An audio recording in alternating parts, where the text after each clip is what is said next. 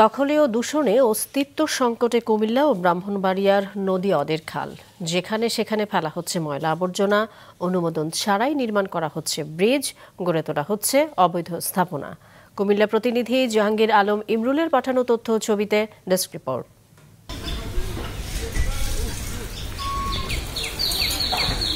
অদের খাল নামে এই নদীর একপাশে ব্রাহ্মণবাড়িয়ার নবীনগর, বাঞ্ছারামপুর এবং অন্য পাশে কুমিল্লার মুরাদনগর ও হোমনা উপজেলা। একসময় এই এলাকার একমাত্র নৌরুট ছিল এটি, যাকে কেন্দ্র করে গড়ে উঠেছিল অনেক হাট বাজার। সময়ের ব্যবধানে নদীটি মৃতপ্রায়। নাব্য সংকটে পড়েছে নদীটির উৎসমুখ মুরাদনগরের কালীগঞ্জ এলাকা। এতে শুষ্ক মৌসুমে পানি সংকটে সেচ সুবিধা থেকে বঞ্চিত হচ্ছেন দুই জেলার ৬০ থেকে ৭০টি গ্রামের কৃষক। এই খাল দেয়া উড়ি যেত, তারপরে বাজারে যাইত বা অনেক দূরে দূরে মাল নিয়ে তারা যানবাহন লয়ে যেত। এখন এটা হঠাৎ করে আস্তে আস্তে এটা কেন জানি এটা নৌ চলাচল বিঘ্ন করতেছে এবং এখন আগের মতো এটা প্রাণবন্ত নেই। সকলে এই খালের দ্বারা একটা জীবিকা নির্বাহ করতে পারতো, সেই জীববৈচিত্র্য ধ্বংস হয়ে গেছে। আমাদের গ্রাম থেকে, আমাদের নদী থেকে আমরা আগের মতন দেখতে চাই।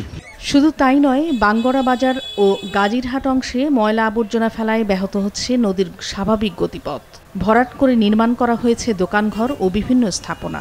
এমনকি কোনো পরিকল্পনা ছাড়াই রাজবাড়ী অংশে ব্যক্তি উদ্যোগে তৈরি করা হয়েছে ব্রিজ।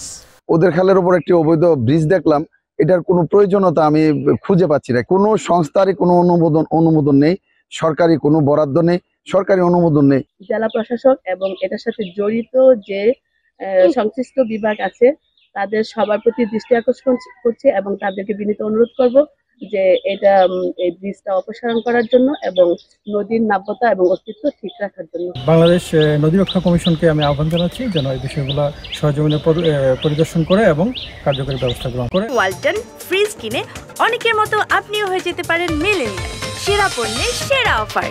দ্রুত নদীটি খনন ও অবৈধ দখলমুক্ত করার দাবি জানিয়েছে নদী ও প্রকৃতির সুরক্ষা সামাজিক আন্দোলন তরি বাংলাদেশ।